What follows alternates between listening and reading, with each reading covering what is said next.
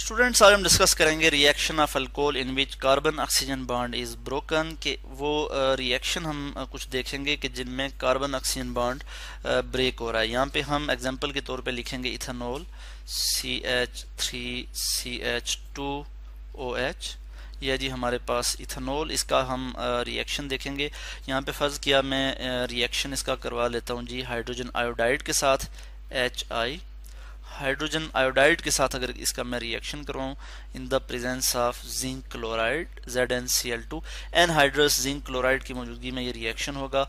और तो हमारे पास प्रोडक्ट क्या आ जाएगी इस केस में हम देखते हैं कि CH3CH2I सॉरी हाँ, यहाँ पे हमारे पास आ जाएगा I, ठीक है, ethyl iodide plus water H2O water. तो इस केस में आप देख सकते हैं कि कार्बन ऑक्सीजन बॉन्ड यहाँ से टूटा है और उसकी जगह आयोडाइड आयन जो है यहाँ पे आके अटैच हो गया है। आयोडीन ने जो है वो रिप्लेस कर दिया है जो है वो OH को।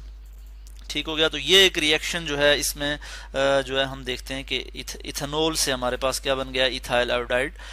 इसमें हमारे पास क्या हुआ है, कार्बन ऑक्सीजन बॉन्ड जो है वो ब्रेक हुआ है। इसी तरह का एक और रिएक्शन है हमारे पास जिसमें हम देखते हैं, जैसे हम यहाँ पे एग्जांपल ले लेते हैं, इसी इथेनॉल को यहाँ पे हम एग्जांपल के तौर पे लेंगे।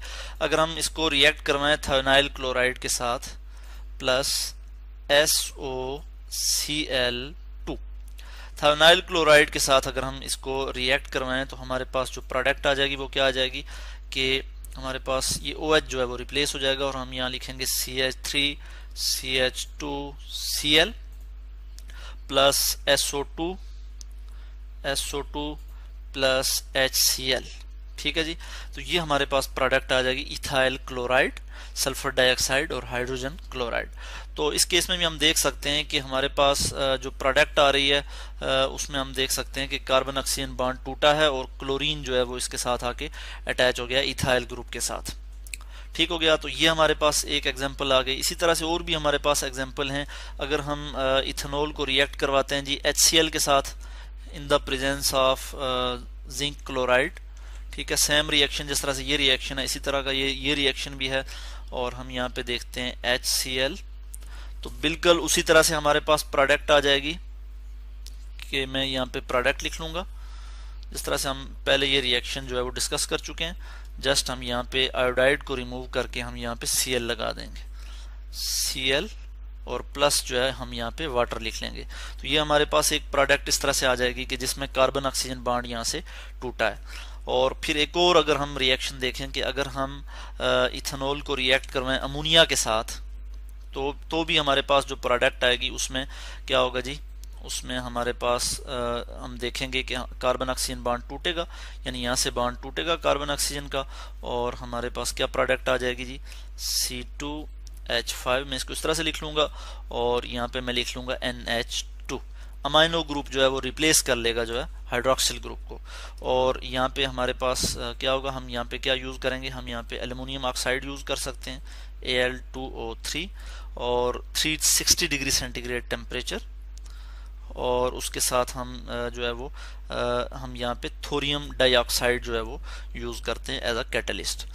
तो थोरियम डाइऑक्साइड के लिए मैं यहाँ लिखूंगा THO2, थोरियम डाइऑक्साइड। और यहाँ पे प्लस क्या आ जाएगा, प्लस वाटर यहाँ पे बन जाएगा तो H2O। तो ये हमने कुछ रिएक्शन देखे जिनमें हमने बात की कि कार्बन ऑक्सीजन बॉन्ड जो है वो टूट रहा है। और इस केस में हमने देखा कि हमारे पास जो प्रोडक्ट आ रही है, हमने जब हाइड्रोजन आयोडाइड से इसको रिएक्ट करवाया इथेनॉल को तो हमारे पास इथाइल आयोडाइड आ गया, यानी एक अल्काइल हैलाइड की प्रिपरेशन हुई। इसी तरह जब हमने इसको थायोनाइल क्लोराइड के साथ रिएक्ट करवाया इथेनॉल को तो भी हमारे पास अल्काइल हैलाइड की फॉर्मेशन हुई। और इसी तरह से जब हमने अमोनिया के साथ रिएक्ट करवाया, यहाँ पे मैं अमोनिया लिख लूंगा NH3, ठीक है, और इन द प्रेजेंस ऑफ कैटलिस्ट यानी एल्युमिनियम ऑक्साइड और थोरियम ऑक्साइड की मौजूदगी में हमने इसको जो है वो रिएक्ट करवाया एट 360 डिग्री सेंटीग्रेड, तो हमारे पास इथाइल अमीन की फॉर्मेशन हुई। यहाँ पे मैं लिखूंगा इथाइल अमीन और साथ ही जो है वो वाटर की फॉर्मेशन हो गई। इस तरह से आज हमने डिस्कस किया reaction of alcohols in which carbon oxygen bond is broken.